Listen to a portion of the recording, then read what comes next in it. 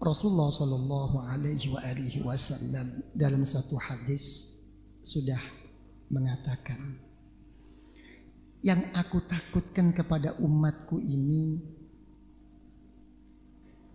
bukan suatu kemelaratan, kemiskinan, bukan. Yang aku takutkan itu adalah kelapangan segalanya dalam urusan duniawiyah. Karena dengan adanya kelapangan inilah dia akan melupakan Allah. Kira-kira saya mau tanya, kemarin waktu seneng-seneng itu banyak mana ingatnya, tidak ingatnya kepada Allah? Hah? Hah? Banyak mana ingat dengan tidak ingatnya? Hah? Terserah. Kalau memang dulu mengaku banyak ingatnya kepada Allah, kenapa ada musibah? Gitu aja. Kalau memang dulu mengatakan banyak tidak ingatnya kepada Allah, didudukkan mana musibah sekarang? Kira-kira sekarang ini kalau dikatakan persentasenya, ya, musibah ini lebih berat mana yang menimpa kepada orang yang rezekinya cukup-cukup saja dengan konglomerat? Kira-kira besar mana musibah ini menimpanya? Coba saya mau tanya.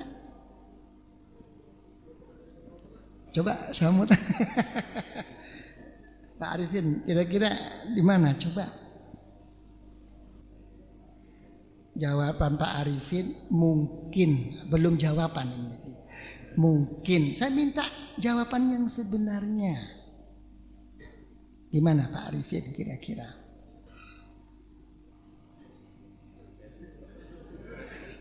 Kata Pak Arifin, saya tidak bisa menjawab Yai, karena saya belum pernah jadi konglomerat, kata. Ini gimana nih? Coba Pak Roy gimana? Pak Roy, salahnya di depan saya sendiri kamu.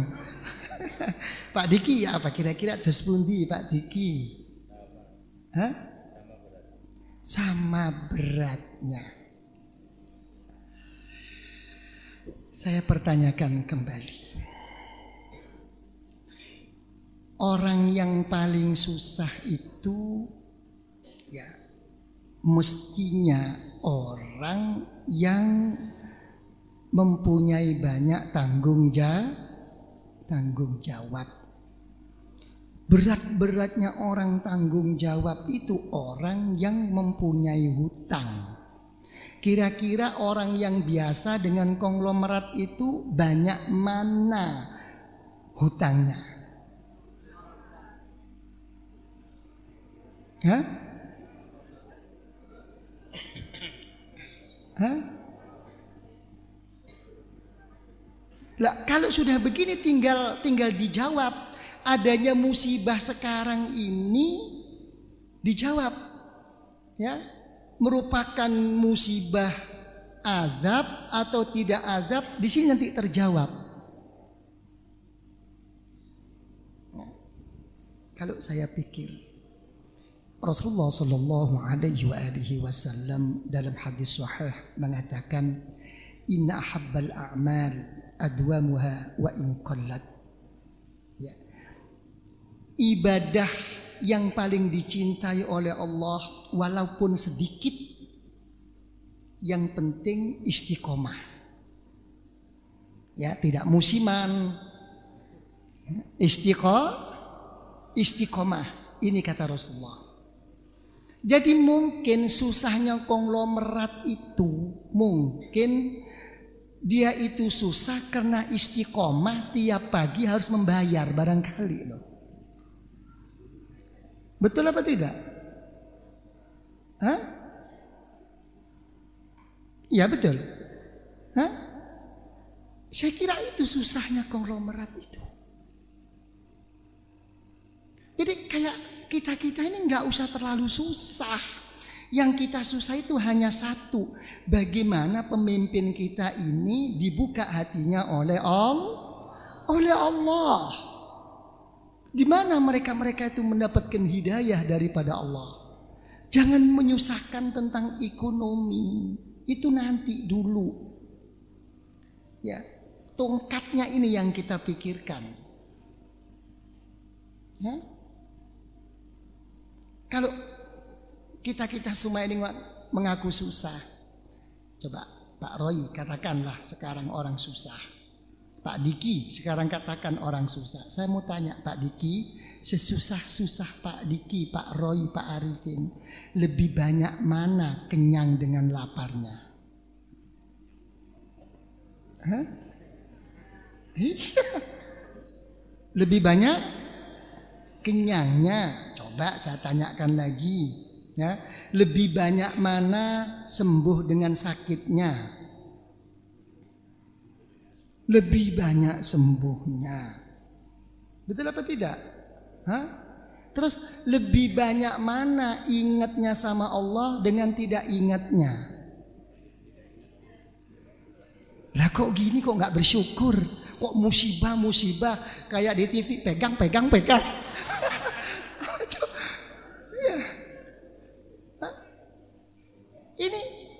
Ini salah aturan, ini sebetulnya salah tertib di dalam menghadap kepada Allah.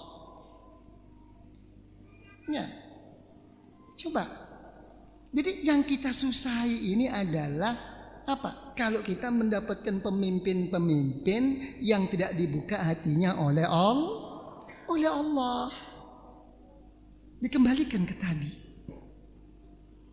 Ya.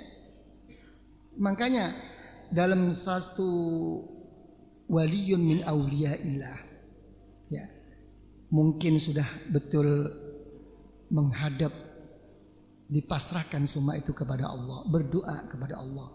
Allahumma aslih man fi salahihi salahul muslimin, ya, wahlik man fi halakihi salahul muslimin.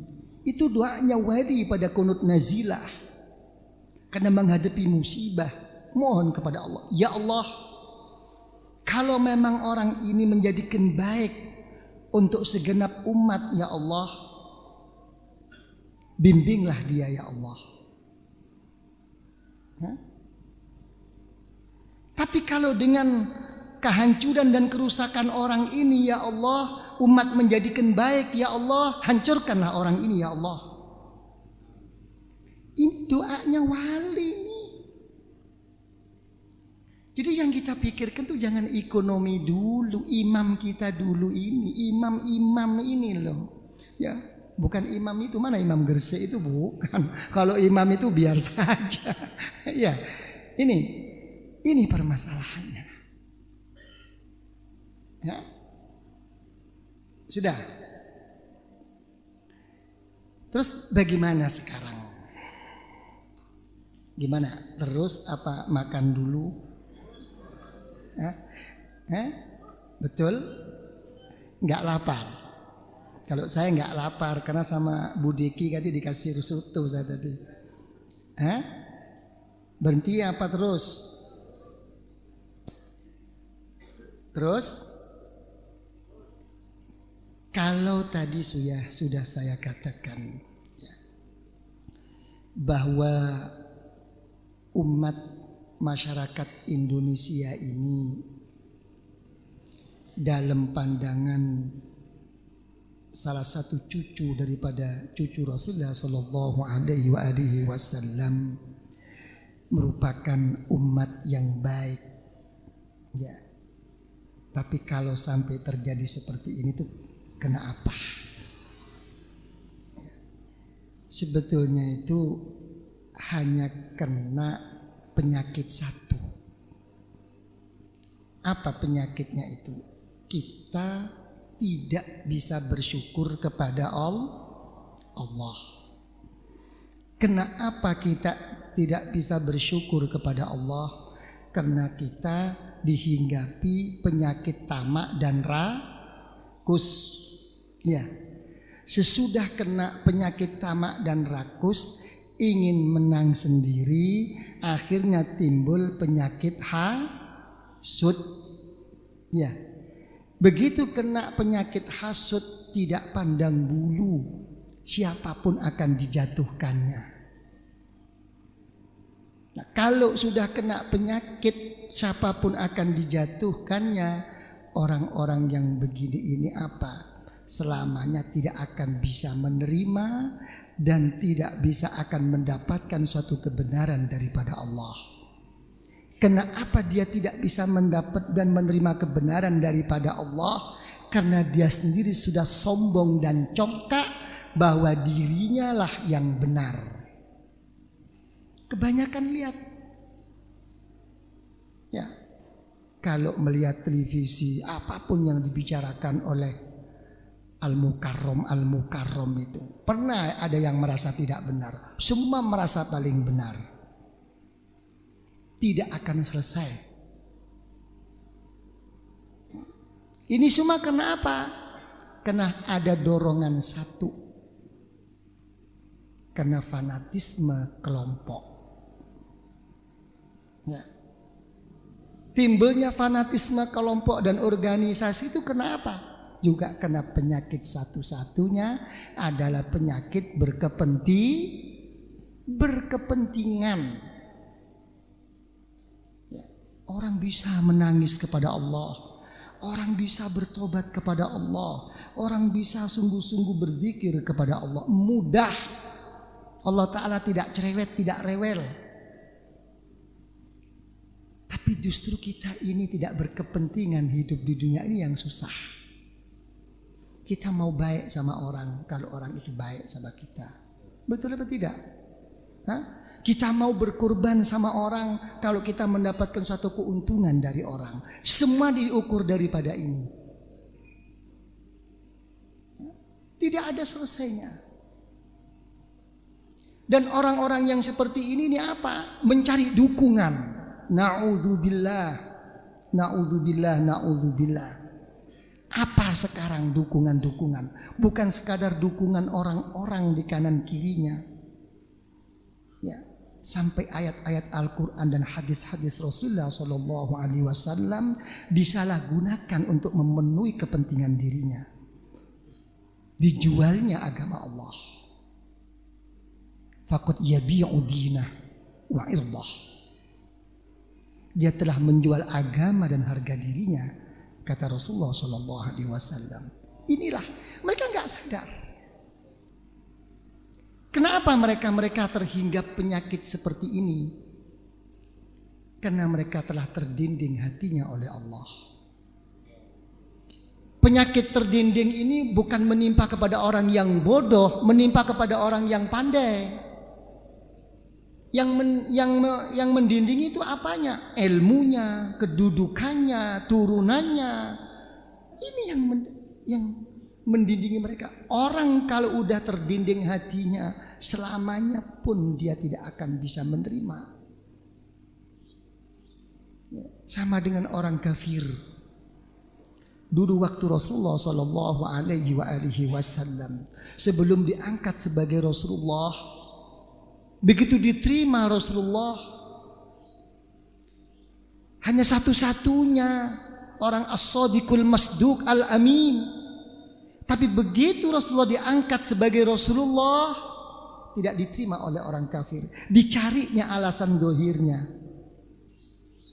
Masa dia sebagai Rasulullah makan dan minum seperti saya? Nah coba. Masa dia Rasulullah masih suka belanja ke pasar? Ini orang sekarang. Kalau orang itu sudah terdinding, tidak akan selesai mulutnya ini untuk tidak menerima. Semua akan dibantahnya. Rasulullah mengatakan dalam hadis, apa kata Rasulullah? Ma dhalla qaumun ba'dahu dan kanu alaih illa utul jadal. Siapapun, walaupun dia telah memegang prinsip yang baik, mengikut aturan daripada syariat Allah dan sunnah Rasulullah, tapi kalau orang itu masih mudah kena penyakit mujadalah, ya, kena penyakit suka tidak menerima dengan kebenaran-kebenaran dari orang lain, Karena berkepentingan dirinya sendiri. Orang ini hakikatnya kata Rasulullah adalah orang yang sesat besok di sisi Allah. Apalagi mereka-mereka yang kenyataannya tidak melaksanakan syariat, tidak melaksanakan sunnatul Rasul. Jadi penyakit terdinding itu penyakitnya orang pandai. Bukan orang-orang macam kita, orang bodoh. Bukan. Al-Imam Sahal bin Abdullah At-Tastari radhiyallahu anhu, seorang waliyun min awliyaillah, mohon kepada Allah, ya Allah, mahma 'adzabtani fala tu'adzibni bidzul hijab. Ya Allah, kalau engkau mau menyiksa saya ya Allah, siksa saya ya Allah. Saya terima siksaan itu ya Allah. Tapi tolong ya Allah, jangan engkau hina diri saya ya Allah, dengan engkau beri siksa ya Allah yang berbentuk terdinding hati saya ya Allah. Susah. Orang-orang yang begitu itu susah. Tidak mudah menerima. Apa yang terjadi? Benar apa yang dikatakan oleh Syekh Junaid Al-Baghdadi radhiyallahu an dan diperkuat oleh Syekh Zakaria Al-Ansari radhiyallahu an. Beliau mengatakan orang-orang yang merasa benar seperti ini, lebih baik orang itu berbuat dosa walaupun dosa itu besar. Kenapa? Karena kalau orang itu berbuat dosa, sebesar bagaimanapun dosanya, selagi dia itu, selama dia itu merasa menyadari, mempunyai rasa dosa kepada Allah, akan kena, diharapkan akan kembali kepada Allah. Saya banyak dosa ya Allah, saya telah melakukan ini ya Allah, tanpa menyebut astaghfirullah akan diampuni oleh Allah. Tapi kalau orang itu sudah merasa benar, apalagi sampai merembet, menjatuhkan, memfitnah, menghasut orang lain, kapan orang ini akan bertobat kepada Allah? Ini permasalahannya. Jadi apa? Kunci yang pokok itu karena kita tidak bisa bersyukur. Apa? Syukur kata orang Jakarta itu apa? Hah? Puas. Apa puas tuh? Hah? Coba apa? Coba apa? Ibu apa? Syukur itu apa? Hah? Terima kasih. Kok ringan banget? Hah? Apa syukur itu? Jadi sebetulnya itu syukur itu apa? Merasa dirinya itu tidak mampu apa-apa, dan semua apa yang telah bisa dia lakukan dan dia terima itu dikembalikan kepada Allah. Begitu orang sudah begini, apapun yang diberi oleh Allah akan digunakan dalam sesuatu yang diridhoi oleh Allah. Jadi sebetulnya kesesatan kita yang seperti ini dalam individu atau dalam kepemimpinan, lebih-lebih di dalam bermasyarakat. Kenapa? Karena tidak bisa bersyukur. Coba kalau dipikir-pikir, orang hidup ya, sesudah diberi iman dan sehat ya oleh Allah, yang diinginkan itu tidak ada lagi cuman 5 masalah. 1, diberi lapang rezekinya. Betul apa tidak? Ya, sudah punya iman, ibadahnya sudah bisa 5 waktu, sehat badannya, ya, akor semuanya. Yang diminta yang untuk tambahan apa? Diberi lancar rezekinya. Ya, kalau sudah lancar, nomor 2, ingin cukup apa ingin kaya? Hah? Ingin cukup apa ingin kaya? Apa bedanya kaya dengan cukup? Karena Rasulullah kalau berdoa, Allahumma rizqni rizqan kafafa, ya. Rasulullah itu kalau berdoa minta rezeki yang cukup, bukan kaya. Coba, ini ingin cukup atau ingin kaya? Hah? Apa bedanya cukup dengan kaya? Ayo cepat, kalau nggak bisa jawab